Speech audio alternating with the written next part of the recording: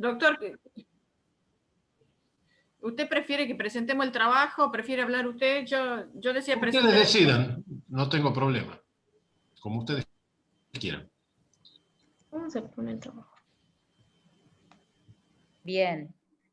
Marina, La presentemos el trabajo y después habla el doctor, si te parece, siempre hemos hecho así. Bueno, Bien, perfecto. La doctora Lorena López. A ver. lo va a presentar Claudia. Ah, ¿quién lo presenta? ¿Claudia? Sí. Sí. Bien. ¿Podés compartir pantalla? Compartir pantalla. Sí. ¿Le doy sobre el trabajo y comparto la pantalla o cómo? Ahí hay un botoncito verde abajo que dice compartir pantalla, se clica ahí Bien, bien, bien. y te va a abrir el Bien. Windows y ahí debes tener la charla, vos ya... Ahí está. Ahí está, anda al inicio.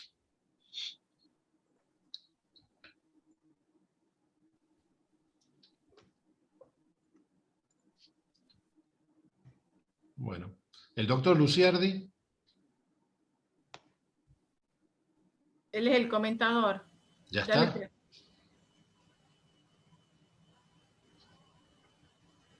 Doctor Luciardi.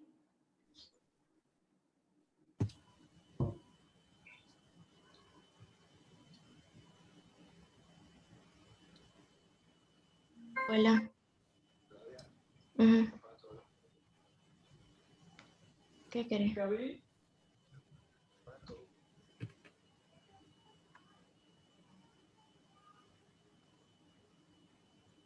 ¿El doctor Luciardi se encuentra? No lo tengo yo registrado, no ingresó. Ya les digo, Lucas siempre llega tarde. No. Ya. ¿Hola? ¿Ya estás acá? Ahí está. Sí estoy, pero... ¿Me Héctor, escuchas? El paso es más importante. Sí, Ahí sí, está. ahí se No, que es escucha. más importante saber que el estrés que para mí es esto de conectarme, de ver que funcione toda esta tecnología. Listo, ya estamos entonces. Empiece, Si pueden Claudia. volver a compartir pantalla. Sí. Aprieta el botoncito verde, Claudia. Y se te va a abrir el Windows y ahí anda a tu charla.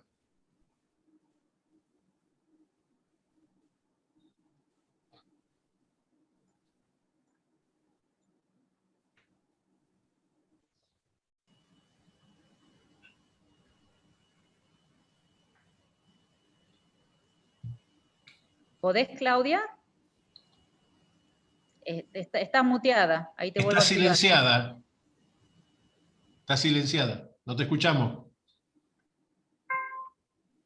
Está silenciada. Ahora sí. Sí, Bien, ahí está. bien. Ahí está. Ahí está. Yo te voy a Ahí. presentar, Claudia. ¿Estás bien? Ahí está. Ahí está. Ahí Bien. está. Sí. Pero anda a la Ya. primera. Estamos al final. Sí, sí, perdón. Ahí está. Ahí está, Perfecto. yo te presento. Buenas noches a Bueno. todos. Damos inicio a la tercera reunión del año de la Sociedad de Cardiología de Tucumán. Vamos a iniciar con la presentación de un trabajo científico presentado por el Centro Modelo de Cardiología, la Unidad de Cuidados Intensivos Cardiovasculares. Presenta la doctora Peñaranda Claudia y el trabajo se titula Pretratamiento con doble antiagregación plaquetaria en pacientes con síndrome coronario agudo sin elevación del ST. El comentador va a ser el doctor Héctor Luciardi. Adelante, Claudia. Hola, ¿qué tal? ¿Me escuchan? Sí, Sí, perfecto. se escucha bien. Bueno, hola, buenas noches.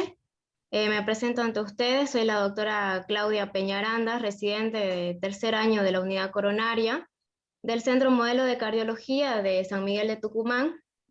Quiero presentarles este trabajo de investigación titulado Pretratamiento con doble antiagregación plaquetaria en pacientes con síndrome coronario sin elevación del ST. Así que habiendo presentado esto, damos inicio. Como sabemos, el principal componente del síndrome coronario sin elevación del ST es la trombosis. Por ello, actualmente las piedras angulares del tratamiento son las terapias antiagregantes, antitrombóticas, anticoagulantes y de revascularización percutánea. Bueno, sabiendo el beneficio, más que todo, de usar estos fármacos, es reducir el riesgo de complicaciones trombóticas en virtud a su mecanismo de acción, aumentan el riesgo. Hoy en día, las guías europeas del síndrome coronario sin elevación del ST 2020, el pretratamiento de rutina es indicación 3A. Ahora, perdón, ¿no? Tengo un problema. A ver. Bueno, como objetivos tenemos evaluar la incidencia de sangrado en pacientes que ingresan con síndrome coronario sin elevación del ST, que van a intervención percutánea y de pretratamiento con doble antiagregación. Analizar la importancia y el modo de estratificar el riesgo hemorrágico en estos pacientes y evaluar el porcentaje de pacientes que van para tratamiento de revascularización quirúrgica de emergencia o diferida según lesiones post-cinecoronariografía. Como material y método se realizó un estudio observacional, descriptivo, transversal y retrospectivo en 210 pacientes que ingresaron como síndrome coronario agudo sin elevación del ST en unidad coronaria durante los meses de marzo de 2018 a marzo de 2020. Se evaluaron riesgos isquémicos mediante el score Grace y eventos hemorrágicos mediante el score BARC. Bueno, como resultado tenemos el sexo predominante, era el sexo masculino con un 68%. La edad promedio en estos pacientes era en mujeres de 72 más menos 5, y en los hombres 70 años más menos 5. Bueno, la puntuación Grace se utilizó el score Grace recordando que un riesgo alto corresponde a más de 140 puntos, como sabemos, con una mortalidad mayor del 3%. Un riesgo intermedio entre 109 a 140 puntos, mortalidad que sabemos entre 1 y 3%, y un riesgo bajo menor o igual a 108, con una mortalidad menor del 1%. Como podemos visualizar en este cuadro, el riesgo intermedio fue con mayor predominancia, con un 41%. Bueno, con respecto a las troponinas, del total de los pacientes se evidenciaron el valor de la troponina T cuantitativa de alta sensibilidad, que es la que utilizamos, positiva en un 79%, con una media de 439 nanogramos de decilitro. Esto quiere decir, se consideró en realidad de riesgo alto a todos los pacientes con troponinas elevadas. Bueno, también se utilizó antes de la administración del pretratamiento con antiagregantes, se realizó la preevaluación de riesgo de sangrado mediante el score ARC. En todos estos pacientes, como se puede observar o visualizar, el primer gráfico se halló un 15% con alto riesgo de sangrado. Del total de estos pacientes con alto riesgo de sangrado, el 59% tenía un criterio mayor y 41% tenía 2 criterios menores. Con respecto al pretratamiento, en todos los pacientes se utilizó el pretratamiento doble antiagregación con clopidogrel y ácido acetil salicídico. El tiempo promedio a la cinecoronariografía, la CCG, era del 84% en la mayoría de los pacientes a las 24 horas. La puntuación Grace relacionada con respecto a la cinecoronariografía, relacionamos la puntuación Grace con las lesiones de los vasos por CCG. Del total de estos pacientes se evidenció que el riesgo alto tenían 74% de 2 a 3 vasos, el riesgo intermedio entre 2 a 3 vasos con un 62% predominante, y con respecto al riesgo bajo tenían predominantemente lesión de un vaso con 60%. Ahora, con respecto a la cirugía, no hubo necesidad de cirugía de emergencia posterior a la cine. Del total de la población, solamente el 2% requirieron revascularización mediante cirugía de revascularización miocárdica programada. con suspensión obviamente previa de la antiagregación y sin complicación. Se utilizó también los criterios BARC, que evaluó las complicaciones hemorrágicas mediante los criterios del mismo, con evidencia solamente del 2% con sangrado tipo 1, que es un sangrado no significativo. Y bueno, como conclusión, en nuestra serie, el pretratamiento con doble antiagregación resultó seguro y con una baja incidencia de eventos hemorrágicos durante la internación. Como segunda conclusión, la evolución del paciente mediante escalas de riesgo al ingreso resulta eficaz a la hora de definir el tipo de estrategia en estos pacientes. Si bien el 15% de la serie presentada tuvo alto riesgo de sangrado por la escala ARC, solamente el 2% presentó sangrado no significativo según la escala BARC, que es sangrado tipo 1. Y ningún paciente de esta serie requirió cirugía de emergencia. El tratamiento percutáneo fue el más empleado a la hora de definir la estrategia de revascularización. Muchas gracias.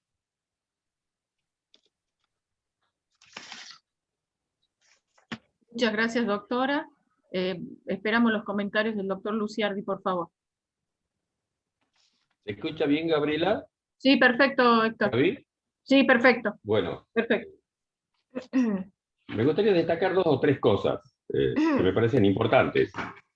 Uno, que este grupo puso sobre la mesa a considerar 2 temas que me parecen trascendentes en el manejo de los síndromes coronarios agudos.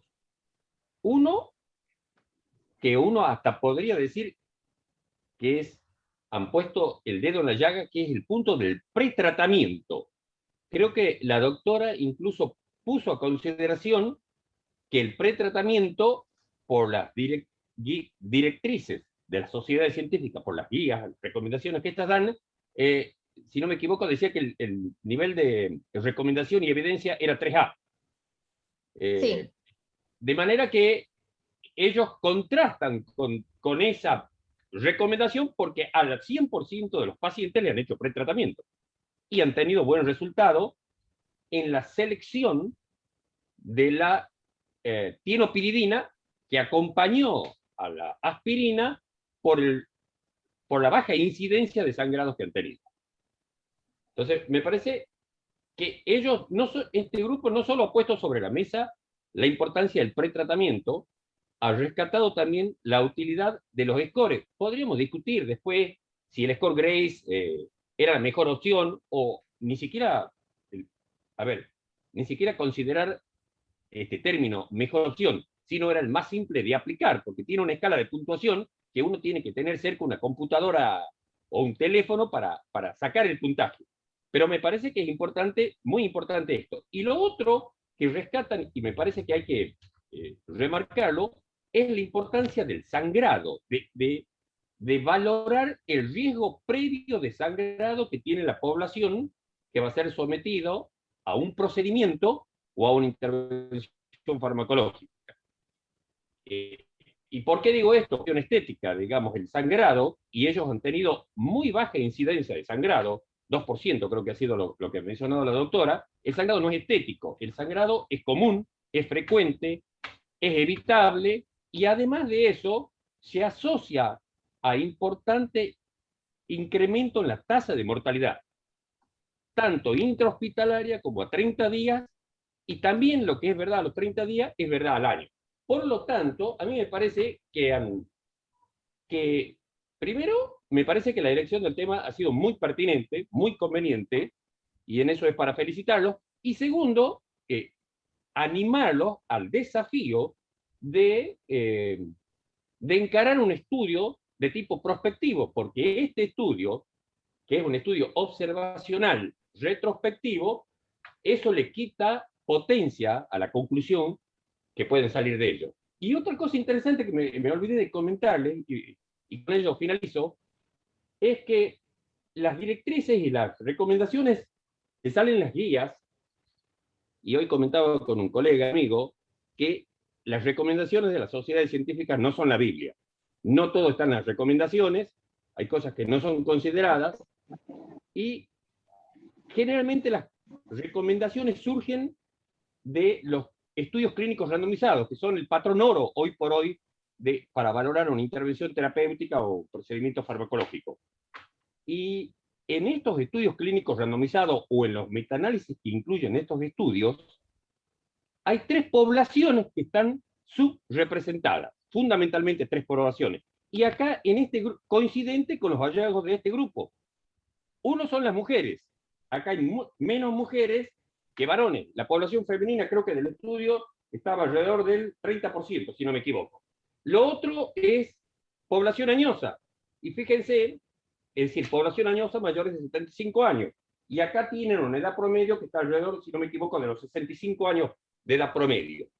Y lo otro que también lo han mencionado acá, pero no está fuertemente recalcado, es el deterioro de la función renal. Esas son 3 poblaciones que en general en todos los estudios clínicos randomizados están subrepresentadas. Por lo tanto, a mí me parece muy interesante, y yo le diría al doctor Muntaner, que es el líder de ese grupo, que bueno, que encaren un estudio prospectivo, que me parece que va a ser, va a empoderar los resultados de esta observación, de este tipo de estudios.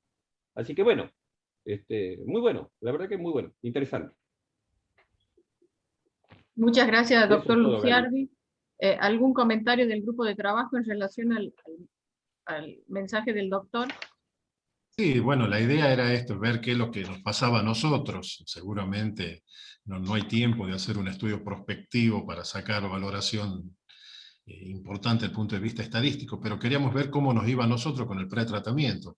Yo estoy de acuerdo con el doctor Luciardi que las guías son solo guías y no es la verdad absoluta en todo este tiempo, y cada uno se tiene que adecuar al medio donde está. Evidentemente, los europeos están tomados de los estudios donde los pacientes son estudiados a las 4 horas, que lógicamente no es nuestra realidad.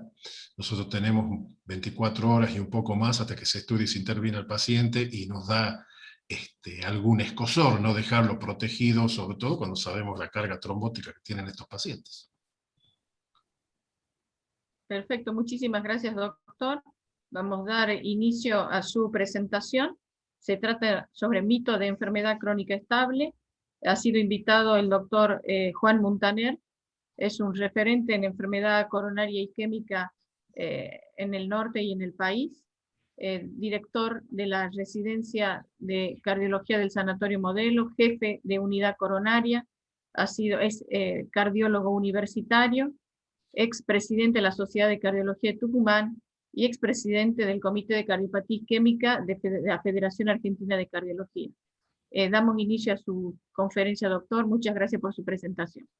Bueno, quería agradecer a la Sociedad de Cardiología de Tucumán el haberme invitado.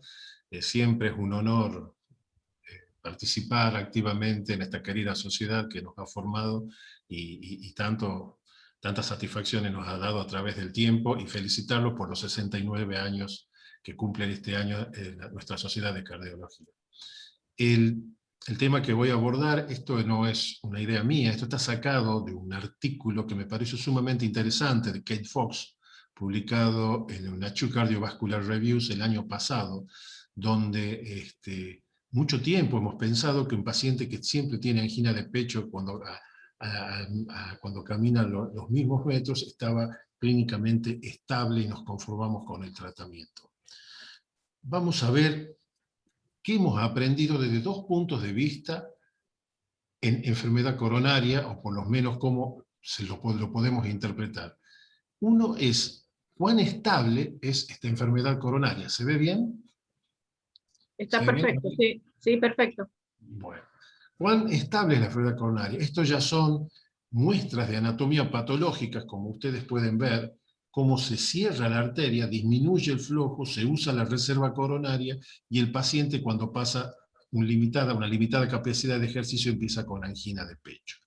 Y esto es lo que parecía que era estable cuando se hacen análisis histológicos, y esto ya lo publicó Davis y Falk hace años, David Falk, y demostró que hay rupturas de placa, trombosis, reendotelización, ruptura de placa, trombosis, reendotelización, y esto va produciendo una estrechez de la luz.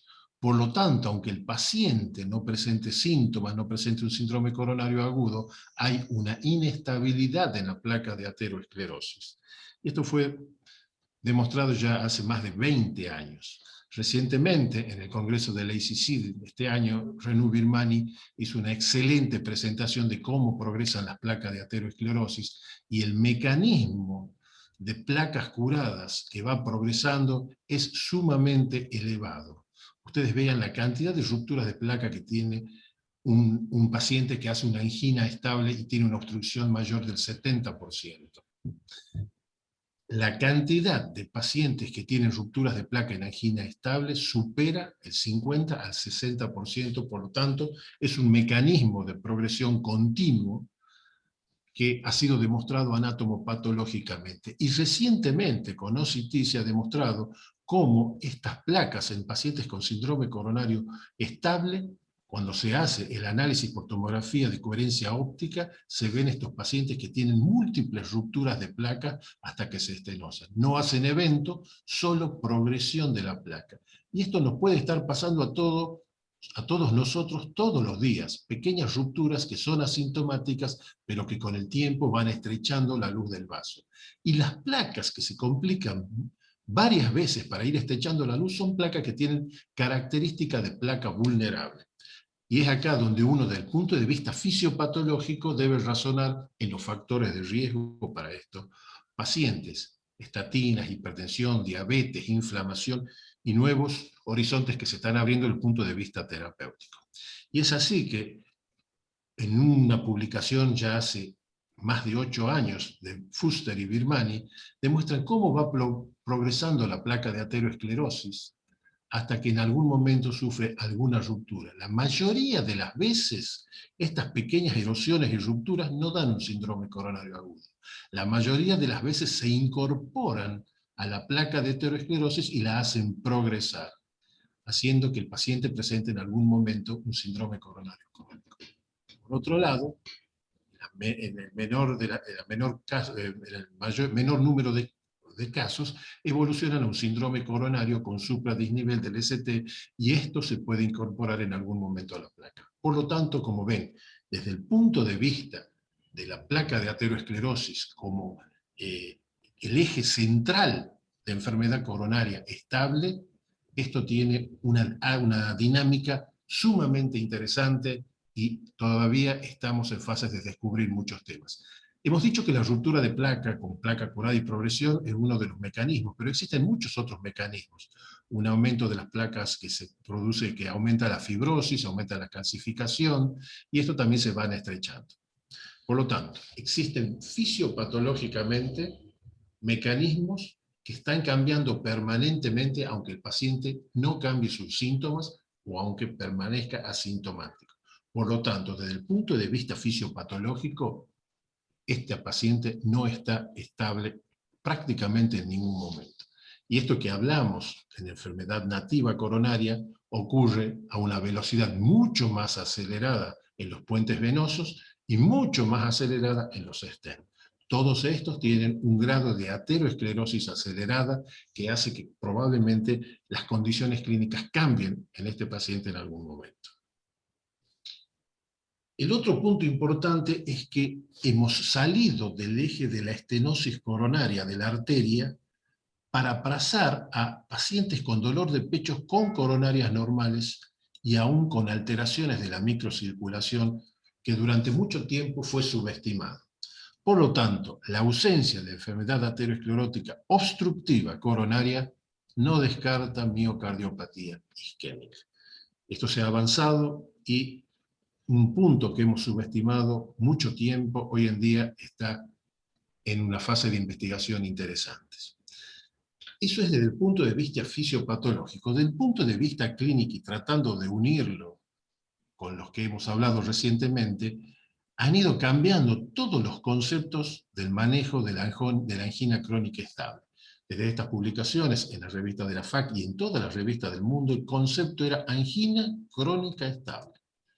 Las guías del 2019 europeas han cambiado rotundamente de angina estable, en el 2009 a enfermedad coronaria estable, en el 2013 y recientemente a síndromes coronarios crónicos. Esto le quita el concepto de estabilidad y lo que hace es mostrar que hay muchas maneras de tener dolor de pecho y por esto hoy en día, más que una enfermedad, es un síndrome con muchas aristas.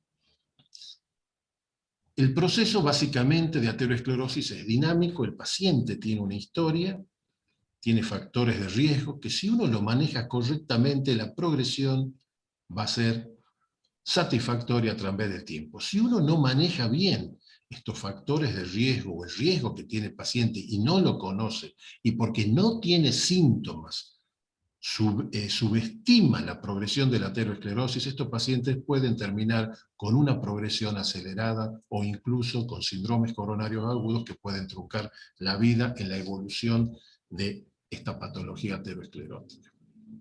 Y es así que hemos hablado ahora que son síndromes coronarios crónicos, que abarca este universo de 6 pacientes, pacientes donde uno sospecha que tiene enfermedad coronaria por disnea o dolor precordial, pacientes que tienen una nueva insuficiencia cardíaca, disfunción del ventrículo izquierdo y puede sospechar por un Bayes elevado de enfermedad coronaria, pacientes que han tenido un infarto de menos de un año, han sido revascularizados, o de más de un año, pacientes que tienen angina con enfermedad coronaria vasoespástica o microvascular, sin lesiones obstructivas significativas, y pacientes asintomáticos en lo que uno desea hacer un screening. Veamos el primer grupo. Son pacientes con sospecha de enfermedad coronaria porque hacen disnea o dolor precordial. El dolor, mucho tiempo se ha subestimado este hecho de que el dolor precordial se mantenía estable, no tenía riesgo. Este análisis recientemente publicado de Rich demostró cómo los pacientes que tienen dolor de pecho ya a los 6 meses empiezan a separarse las curvas de morbimortalidad y se separan notablemente con significación estadística incluso ya a los 3 o 4 años. Por lo tanto, el concepto es que el paciente con dolor de pecho es un paciente de riesgo y hay que ser agresivo en el diagnóstico y en el tratamiento de estos pacientes. Y ustedes vean cómo había un aumento del 20% de puntos combinados, stroke, infarto y muerte cardiovascular, internaciones, un 36%, y una necesidad de revascularización. Y todo esto daba una P significativa, solo con pacientes con dolor de pecho. Cuando uno evalúa el riesgo, tiene parámetros. Por ejemplo, pacientes que en ergometría no toleran a baja carga hacen ANGO, hacen insuficiencia cardíaca, hacen hipotensión arterial, son pacientes de riesgo. El SPECT con más de 10 a 15% de isquemia son pacientes de riesgo. Pacientes donde se analiza el número de vasos, 3 vasos, tronco, enfermedad descendente anterior, estos están puestos como pacientes de alto riesgo y uno probablemente va a tener que cambiar las estrategias conservadoras, hacer una estrategia mucho más agresiva desde el punto de vista mecánico. Esto es interesante, esto acaba de ser publicado en Circulation, el registro europeo de enfermedad coronaria estable, como después del tratamiento, si yo al paciente no logro sacarle la angina de pecho a través del tiempo, el paciente tiene mayor tasa de eventos. Y si yo al paciente que lo tenía estable ocurre de nuevo la angina, aumenta la tasa de eventos. Por lo tanto, para los que están con el tratamiento conservador, hay que tener mucho cuidado cuando el paciente está estable con todo el tratamiento que uno ha dado y en algún momento cambia su condición clínica. Porque cuando ha cambiado su condición clínica, las condiciones fisiopatológicas han variado muchísimo en este paciente y eso puede ser un marcador de riesgo en este grupo de pacientes. El segundo grupo son los que tienen nueva insuficiencia cardíaca, pacientes que tienen disnea y uno le hace un eco y encuentra disfunción del ventrículo izquierdo y estos pacientes, por lo tanto, con alta sospecha de enfermedad coronaria por un Bayes, por un buen interrogatorio, empieza a pensar que esto puede ser coronario. Estos son estudios ya antiguos de Mikhail Georgiadis y Robert Bonow, donde descubrieron o demostraron que la enfermedad coronaria está muy presente en los pacientes con insuficiencia cardíaca. Por lo tanto, en pacientes con un vallez elevado que hace disnea, tiene algún grado de deterioro de la función, con alteraciones de la motilidad, hay que pensar seriamente en una enfermedad coronaria y tratar de resolverle esta situación, ya que este empeoramiento de la función ventricular, esta enfermedad de isquemia, hay que evaluar si tiene miocardio viable, y si uno va a revascularizar, elegir la mejor estrategia para mejorar función ventricular, mejorar la calidad de vida, y seguramente va a mejorar en este tipo de pacientes la sobrevida a través del tiempo. El otro grupo de pacientes son los pacientes que han tenido un evento o han sido revascularizados, menos o más de un año. Durante mucho tiempo no se separó el paciente que tuvo un infarto o un paciente que tenía revascularización previa en enfermedad crónica estable, para ver cómo era el pronóstico de estos pacientes. Este artículo publicado a fines del año pasado del grupo de Daniel Berman, que estudiaban con perfusión más de 50.000 pacientes con enfermedad coronaria, demostraron que el antecedente de infarto o de revascularización previa, el solo hecho del dato clínico del antecedente, aumenta eventos. Son pacientes de riesgo. Y esto muchas veces era independiente de la carga isquémica. Por lo tanto, aunque tengamos pacientes con baja carga isquémica que han tenido eventos, uno siempre tiene que ser agresivo en el manejo farmacológico, hayan sido revascularizados o hayan tenido un evento agudo como un infarto de miocardio. Por otro lado, el estudio Clarify también demostró que los pacientes que tienen angina y tienen un infarto previo, la morbimortalidad es mayor. Esto nos da una base clínica para que solamente con el interrogatorio ya tengamos un panorama del pronóstico de estos pacientes. Y uno va a poder ser mucho más agresivo. Y ser agresivo no siempre es operarlo o mandarlo a angioplastia. Ser agresivo es intensificar también el tratamiento médico, cuyas opciones están aumentando hoy en día. El otro punto importante y que estamos aprendiendo a manejar es que el paciente puede tener angina de pecho, no tener obstrucciones coronarias severas o tener alteración de la microcirculación. Y estos han sido descritos como angina coronaria sin obstrucción significativa, donde se involucran dos tipos de patologías, los INOCA y los MINOCA. El primero es un síndrome coronario crónico de angina de pecho, muy frecuente en las mujeres, y el segundo es un infarto con supra o sin supra, cuando uno le hace una sinocoronariografía, no tiene lesiones significativas. Durante mucho tiempo estos estudios o estas presentaciones fueron subestimadas. Ya en el estudio CAS, un estudio en cirugía de revascularización versus tratamiento médico realizado hace más de 30 años, un 25% de los pacientes con angina de pecho tenían enfermedad coronaria normal por cinecoronariografía. Y esto se puede presentar como un infarto con supra o sin supra, elevación de troponinas. Uno descarta otras patologías y le hace una cinecoronariografía y ve que tiene una cinecoronariografía normal. Esto puede tener múltiples causas que hay que estudiarla y tiene su pronóstico diferente. Puente muscular, disección coronaria, espasmo coronario. Entonces uno tiene que seguir investigando a estos pacientes porque tienen una tasa de morbimortalidad que estaba subestimada anteriormente, y hoy vemos que esto es importante en cuanto a nuevo infarto y reinternaciones por angina de pecho. Por lo tanto, en pacientes con coronarias normales que han tenido algún evento, hay que seguirlos y manejar permanentemente los factores de riesgo y evaluarlos. El tratamiento de esto está muy discutido. Este es un registro Swidart de los suecos con muchos pacientes, y demostraron que algunas drogas son útiles y otras drogas no. Con respecto a la microcirculación o al espasmo coronario por 100 pacientes estables, que es el INOCA, esto está tomado del estudio WISE. El estudio WISE es un estudio que se realizó en el Instituto de Corazón y Pulmón de los Estados Unidos hace muchos años, con un seguimiento ya casi de 15 a 20 años, donde no se detectaba enfermedad coronaria y se atribuía todo a la microcirculación. Cuando empiezan a analizar mejor la cinecoronariografía, ven que estos pacientes a los que se le atribuía solamente enfermedad microvascular tenían lesiones coronarias, no obstructivas, leves. Cuando mayor era el número de placas no obstructivas, peor era el pronóstico de estos pacientes. Por lo tanto, el razonamiento también en alteraciones de la microcirculación ha cambiado. Y este esquema nos demuestra esto en dos extremos. Pacientes que no tienen ateroesclerosis y que no tienen alteración de la microcirculación.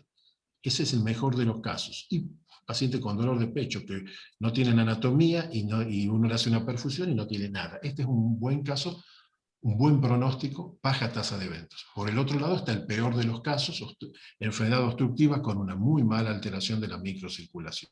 Y en el medio están este grupo de pacientes. Enfermedad no obstructivas, menores del 50%, y con distintos grados de carga de isquemia.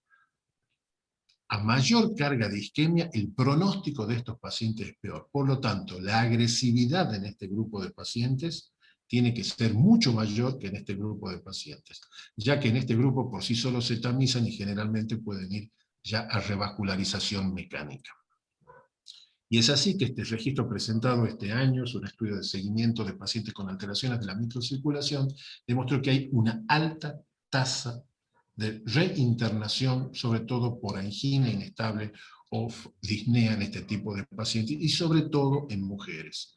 Por lo tanto, estos síndromes, si bien no tienen tanta mortalidad como la enfermedad coronaria con alteración de la microcirculación pura puede llegar a ser un dolor de cabeza en estos pacientes y alterarle la calidad de vida. Las drogas, los estudios están todavía en discusión y cada uno tiene un mecanismo diferente. Por lo tanto, los pacientes con dolor de pecho que no tienen obstrucción coronaria severa tienen diferentes mecanismos, tienen un riesgo en el seguimiento de tener o síndromes coronarios, hospitalización por insuficiencia cardíaca, por falla diastólica, o algún grado de accidente cerebrovascular cuando uno analiza los factores de riesgo. Insuficiencia cardíaca, como dijimos, con fracción de eyección preservada, y por lo tanto hay todavía que establecer bien cuál es el mejor tratamiento para este tipo de pacientes. Y el último grupo es el paciente al que uno sospecha que tiene enfermedad coronaria, tiene muchos factores de riesgo, y empieza a hacerle screening. Cuando más factores de riesgo tienen, ellos usan este score, que tiene mayor tasa de mortalidad de 3% al año, sumando factores de riesgo y la interrogatorio para angina. Y esto es cuando uno le hace la ergometría, lo que hablamos recién, las cargas y el riesgo que puede tener si aparece alguno de estos síntomas. Pero veamos esto. Un punto importante en este grupo de pacientes es la muerte súbita. La muerte súbita es más frecuente en pacientes que han tenido infarto y tienen deterioro de la función ventricular. Mucho más frecuente en este grupo de pacientes la muerte, pero en la población general es poca. En cambio, cuando uno analiza la muerte súbita en la población general, la incidencia es baja, pero en números absolutos, al ser esta población mucho mayor, tiene un impacto en números crudos y absolutos mucho más grande. Entonces, probablemente en muchos casos, el primer síntoma de estos pacientes con enfermedad coronaria puede ser la muerte súbita. Y hay que hacer estudios exhaustivos. Este es un estudio recientemente publicado en Dinamarca, muerte súbita en pacientes jóvenes menores de 50 años, la mayoría tenían enfermedad coronaria, este tipo de pacientes. Y después estaban todas las otras causas. Por lo tanto, los factores de riesgo y el Bayes no hay que subestimarlo, hay que interrogar bien al paciente y ser un poco más activos en cuanto a determinar el tratamiento.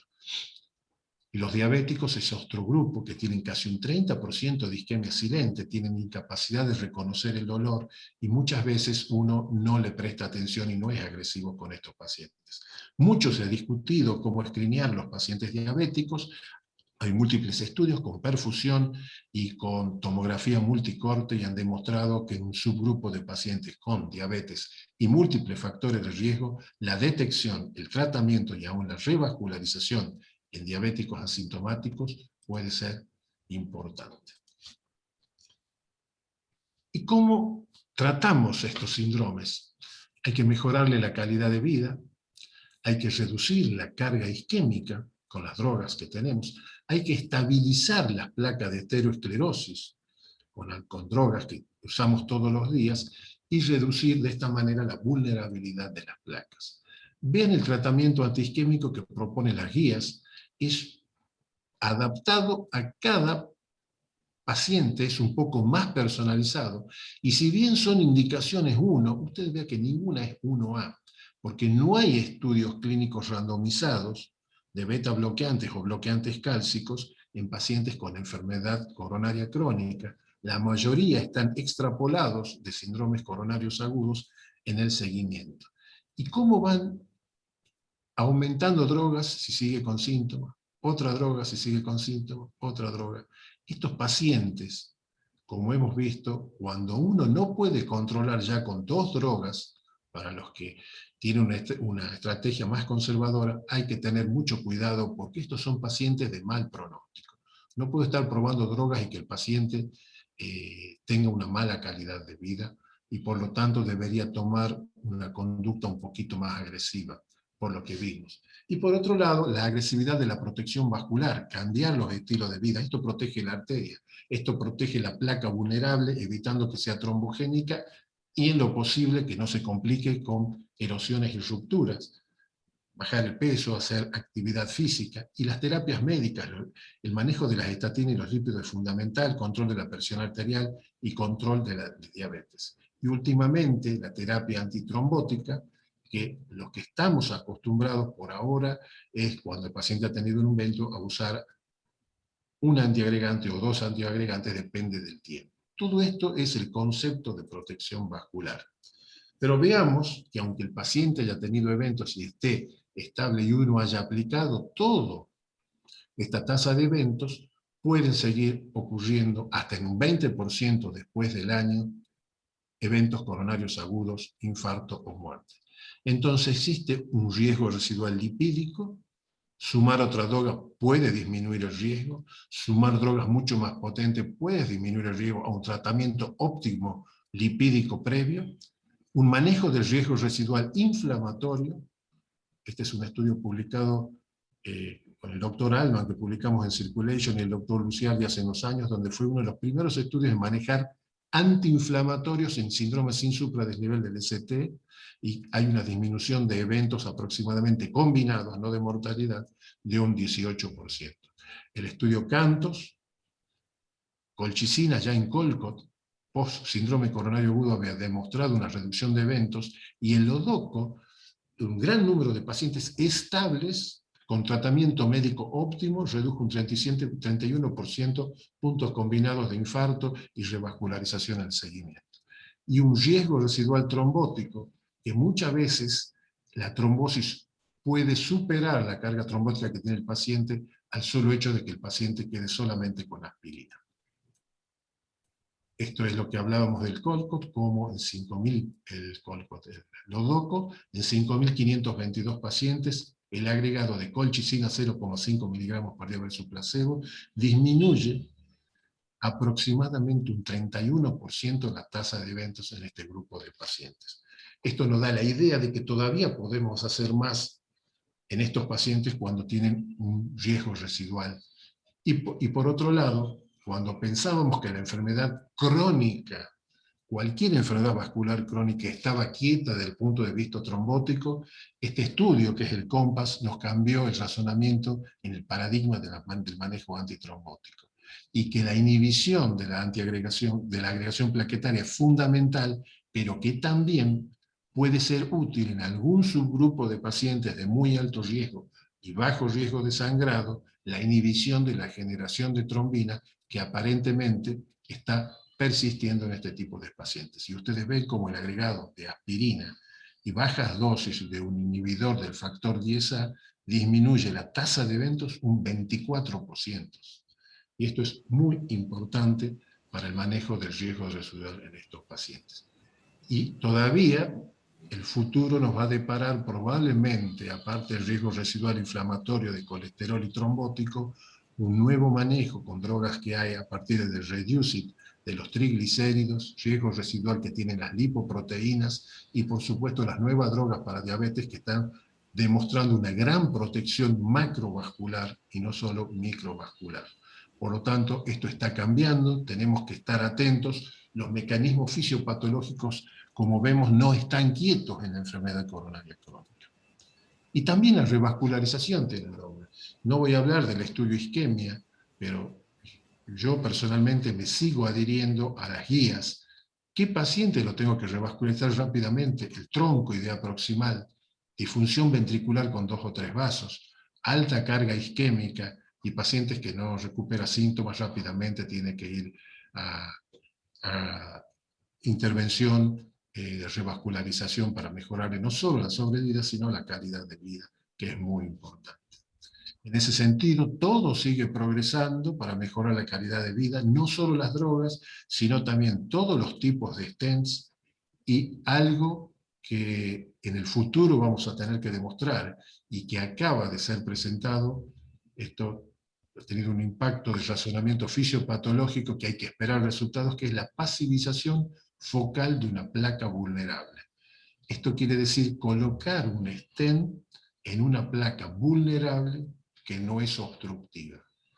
Ya se han hecho este estudio con 186 pacientes, liderado por Greg Stone, y ha demostrado que cuando uno elige bien por algún método, básicamente estos pacientes han tenido una buena evolución con disminución de eventos. Pero por supuesto es todo esto un generador de hipótesis y hay que esperar. Lo importante es que este cambio de razonamiento fisiopatológico en una enfermedad que uno creía estable se va acompañando de un tratamiento farmacológico y de un tratamiento intervencionista que está a la altura de la evolución fisiopatológica. Por lo tanto, para terminar, la enfermedad coronaria crónica es un proceso biológicamente activo siempre, que involucra no solo las arterias, no solo placas mayores del 70%, sino también placas menores del 50% y afecta a la microcirculación. Es un síndrome, dejó de ser solamente un cuadro clínico, son múltiples cuadros clínicos, diferentes riesgos y por lo tanto diferentes estrategias terapéuticas. El tratamiento médico óptimo es siempre fundamental, se revascularice o no se revascularice. Y esto se está modificando y está avanzando a nuevos conceptos fisiopatológicos que se están demostrando en los estudios clínicos randomizados. La revascularización en el paciente adecuado y en el momento adecuado no solo mejora la calidad de vida, sino que también disminuye la mortalidad en este tipo de pacientes. Bueno, muchas gracias y felicidades a la sociedad por los 69 años. Muchas gracias, doctor, por su excelente presentación. La verdad que ha jerarquizado las reuniones que estamos teniendo este año en la Sociedad de Cardiología, absolutamente actualizada, y realmente espero que redunde en la práctica clínica nuestra, con este objetivo de ustedes mejorar la calidad de vida y disminuir la mortalidad por enfermedad cardiovascular coronaria. Muchísimas gracias por la jerarquía y la actualización en los datos que usted ha presentado. Damos inicio a los panelistas. Por favor, doctor Paterlini. Bueno, buenas noches a todos, ¿cómo están? Muchas gracias, Juan, la verdad que impecable tu presentación. Me parece muy importante la observación que has hecho y lo remarco acerca de que hay que pensar que la enfermedad coronaria estable son muchas enfermedades en una, y por eso hay que cambiarlo al término síndrome crónico. Me sigue generando muchas dudas cuando tengo que manejar a un paciente y me gustaría saber tu opinión de cuándo escalar, o sea, en un paciente que ya tuvo que está en alguna etapa post-revascularizado y que está bien, cuándo escalar algún tipo de las nuevas terapéuticas, sobre todo las antiinflamatorias y las antitrombóticas, y qué haces vos en tu práctica habitual, digamos, a qué paciente le agregarías rivaroxaban o a qué paciente le pondrías colchicina, por ejemplo? Son las cosas que tenemos disponibles. Bueno, hola Gustavo, sí, realmente que yo creo que estamos todos aprendiendo con esto. Yo la verdad que todavía el uso de la colchicina, todavía no la estoy usando personalmente, pero me parece que en algún momento vamos a tener que aprender a elegir. Y sí estoy usando realmente el rivaroxaban en pacientes a bajas dosis. ¿Y en qué pacientes? Pacientes de alto riesgo, pacientes que están operados, tienen 6 stents, son vasculares, son diabéticos. Estamos usando incluso en forma más temprana, si han tenido un evento, se los trata, se le pone un stent y ya a los 2 o 3 meses ya le estamos agregando bajas dosis de rivaroxaban. Y la verdad que hemos tenido muy buenos resultados en el seguimiento, no hemos tenido sangrados. Eso ya está publicado, hay una serie de publicaciones donde se ve que el paciente, cuando más factores de riesgo, mayor número de vasos tiene, mayor cantidad de intervenciones tiene, son los pacientes que más se benefician, y no son los que tienen más sangrado. Por lo tanto, primero, no es para todos estas nuevas terapéuticas, primero porque lo estamos aprendiendo, pero sí hay un nicho en un grupo de pacientes que cada vez vamos a ver más, porque hay más pacientes estenteados, más pacientes operados y más pacientes con enfermedad polivascular. Es otro grupo de pacientes que se benefician mucho. No te puedo decir que tengo experiencia con colchicina, pero me parece que en algún momento vamos a tener que aprender a manejar este grupo de pacientes.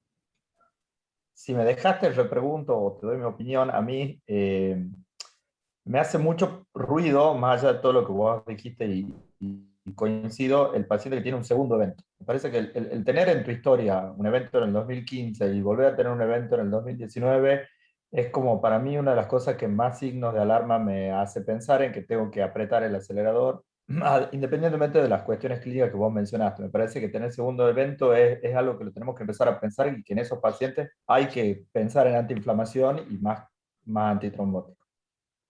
Sí, sí, estoy de acuerdo, totalmente de acuerdo. Si el paciente tiene 5 o 6 stents y está operado, porque ha tenido varios eventos, ya solo hecho, Claro. como mostraba, el antecedente del infarto, le es mal pronóstico. Bueno, muchas gracias. Gracias. Doctor Esteban Ávila, por favor. Muy bien, buenas noches. Buenas ¿Se me noches, escucha doctor. bien, no? Sí, perfecto. Bueno, primero lo felicito al doctor Montaner. La exposición ha sido bastante buena, brillante en algunos momentos. Un tema muy interesante y un concepto del que el crecimiento de la placa no es un crecimiento lento, es un concepto que la placa de ateroma crece a través de las complicaciones que surgen. Yo conocí el ciclo de ateroma de Forrester, no sé si Juan también conocí el tema, ¿eh? O sea que va complicándose a medida que va creciendo, se complica y crece, se complica y crece. O sea que esa placa que él bien menciona no es una placa estable, sino que es una placa que se va complicando con el tiempo. Ese es un concepto muy trascendente que tiene que tener en cuenta muchos de los muchachos que piensan que la angina estable es una cosa y la inestable es que se complica, que la fisiopatología es diferente, pero que en realidad la angina estable, como dice, es un mito y en realidad es una angina que tiene complicaciones y que es una placa que se va complicando con el tiempo, pero que no se manifiesta sintomáticamente, no hay síntomas, no hay angina, por lo tanto, no se interna, no se trata y se piensa que está bien.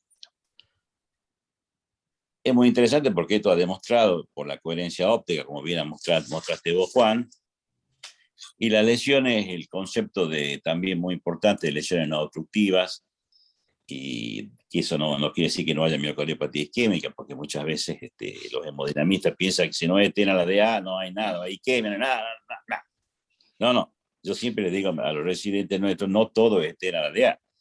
La miocardiopatía isquémica, la cardiopatía isquémica es mucho más profunda, es microvascular, el MINOCA y todas esas cosas que has mencionado hace que uno abra un poco la cabeza y piense que el paciente isquémico es un paciente que a veces tiene lesiones no obstructivas, tiene miocardiopatía isquémica, y que muchas veces la cardiopatía isquémica crónica, como bien dice, es una complicación de la placa que va sucesivamente creciendo.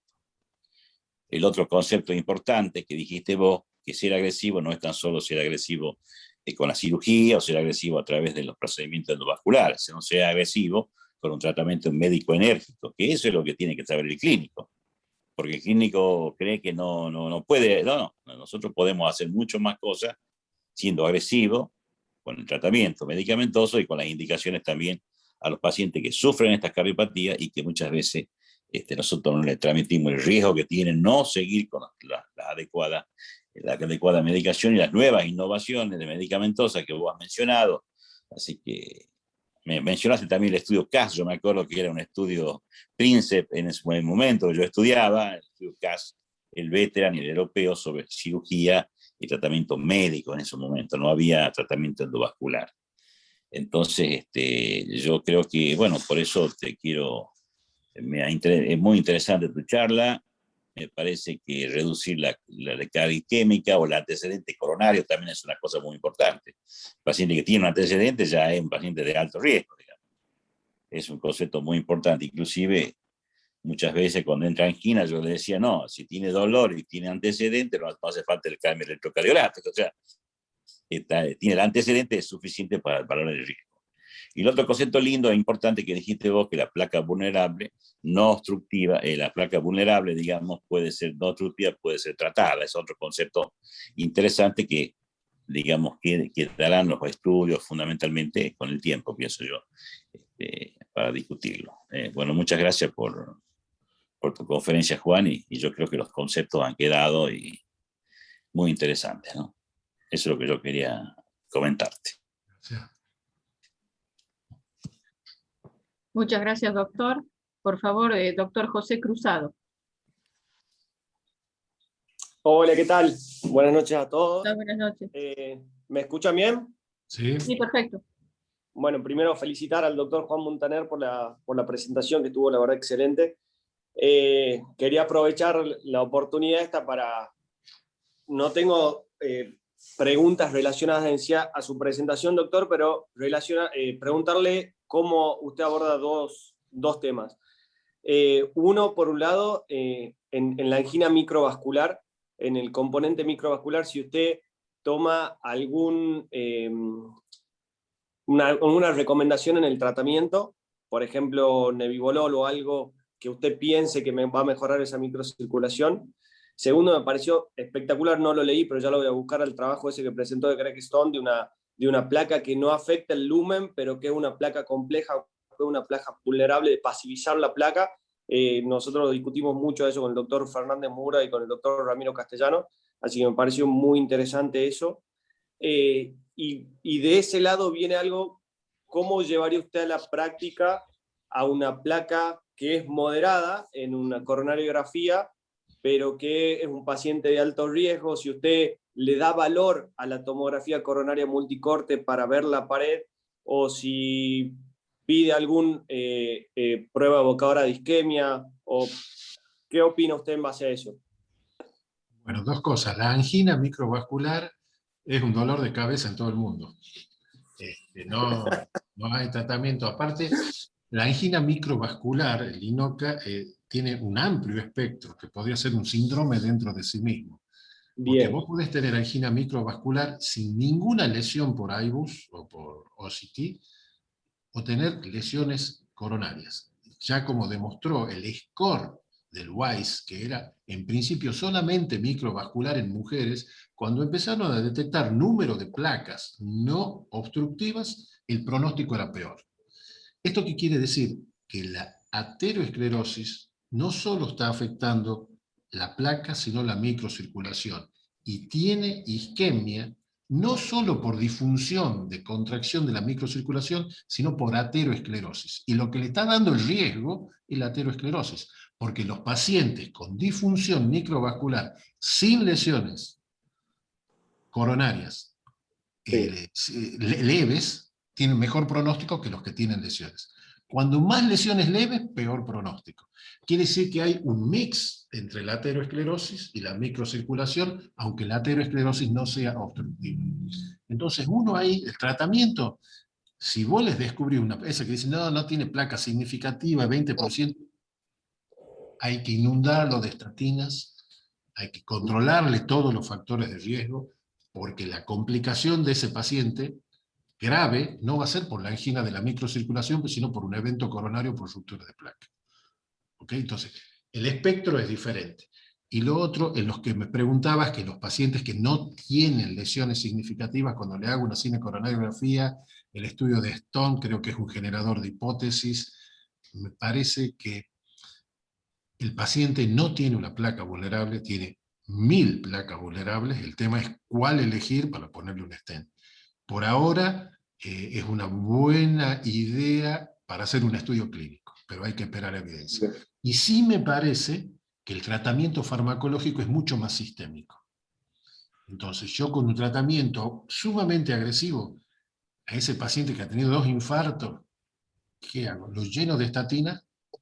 ¿Le doy anticoagulante o lo que se llama antitrombóticos a dosis vasculares? Es decir, no hay que anticoagularlo, hay que inhibir la generación de trombina, hay que tenerlo en cuenta. Entonces, ese paciente uno tiene que ser más agresivo farmacológicamente. Yo por ahora, me pareció interesante la hipótesis de Greg Stone, pero me parece que todavía, acordate que ese estudio se hizo con un NIR de infrarrojos, que es una técnica que nosotros no tenemos, para detectar placas, entonces es un estudio de investigación para abrir algún campo. Pero en la práctica diaria creo que en esos pacientes de tratamiento farmacológico es muy importante.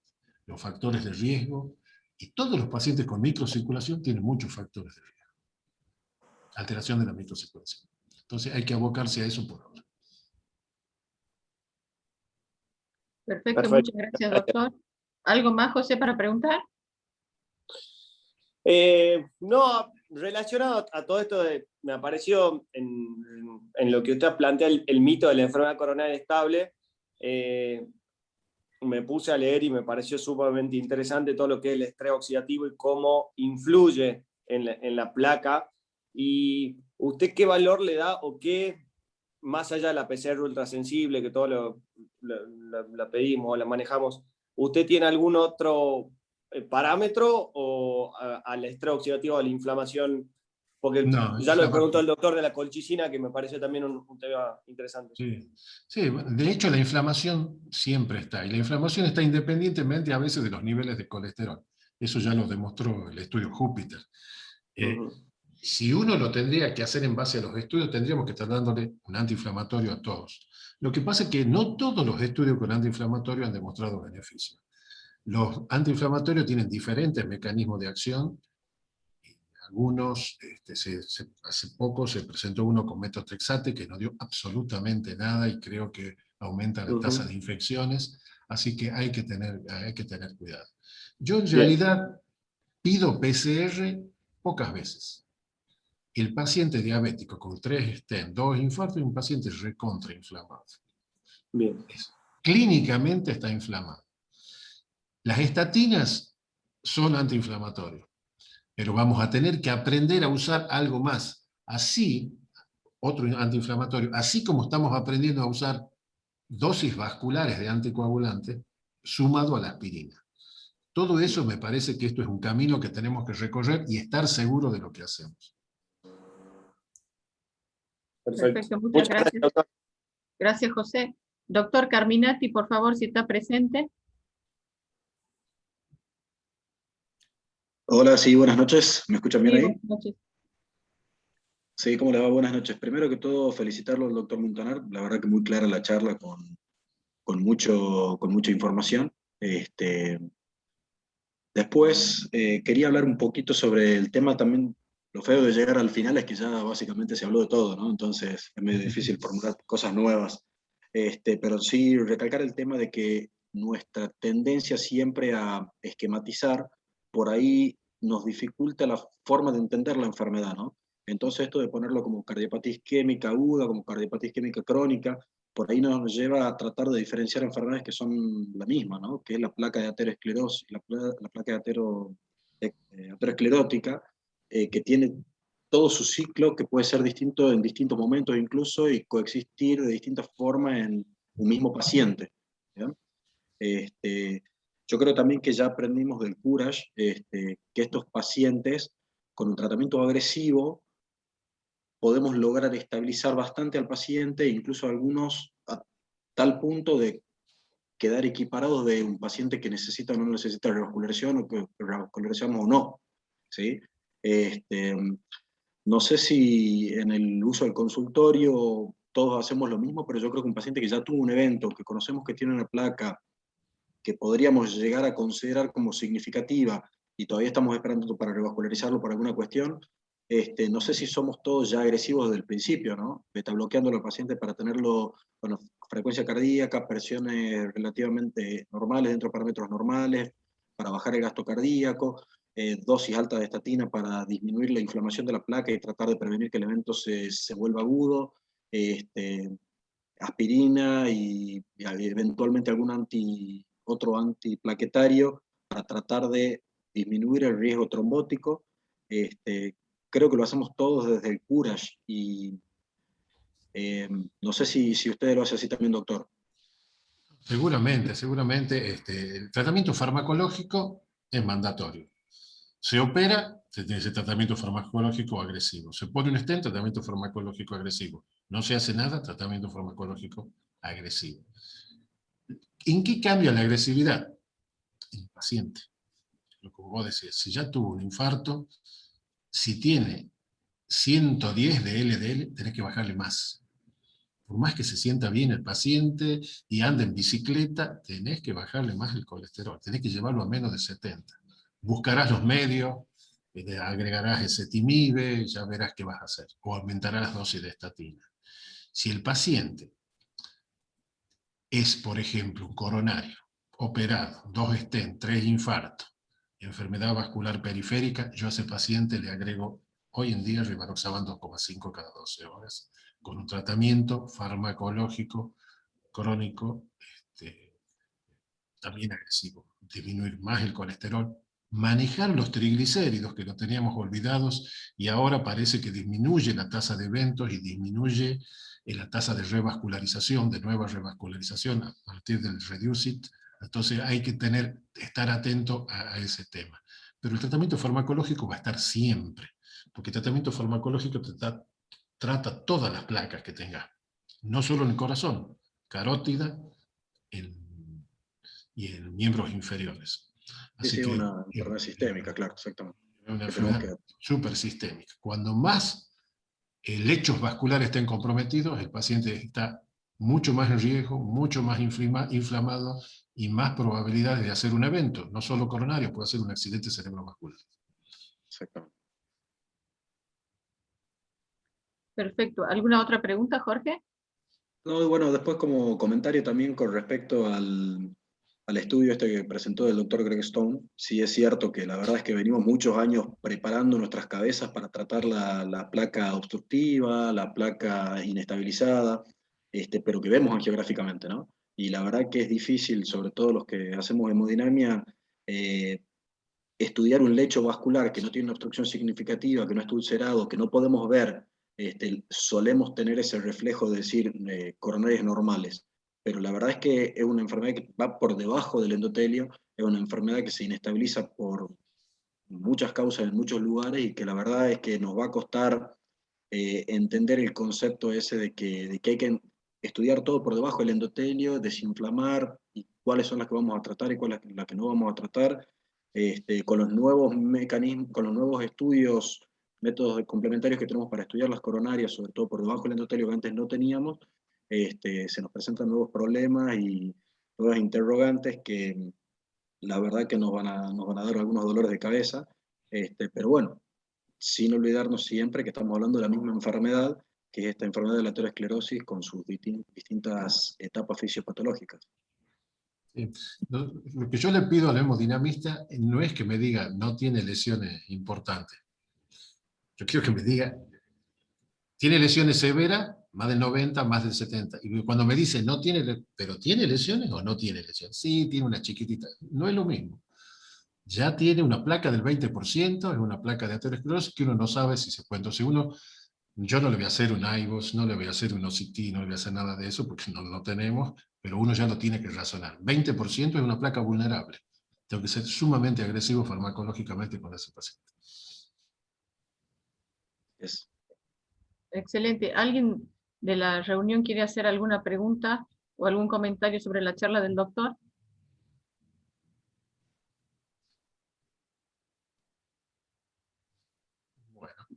Bueno, muchas gracias, doctor Muntaner. Damos por finalizada la reunión. Nuevamente felicitarlo por la excelente presentación que ha hecho para todos nosotros. La verdad, ha jerarquizado la reunión. Muchísimas gracias, doctor. Bueno, gracias a vos por invitarme, Gabriela, y un gusto participar y con gente joven que son las que van a llevar adelante toda esta sociedad. Muchas gracias a todos. Muchas gracias a todos y agradecimiento especial a los que se han presentado como panelistas. Felicitaciones por el trabajo científico presentado. Nos vemos ya en la reunión del mes que viene. Muchas gracias. Gracias.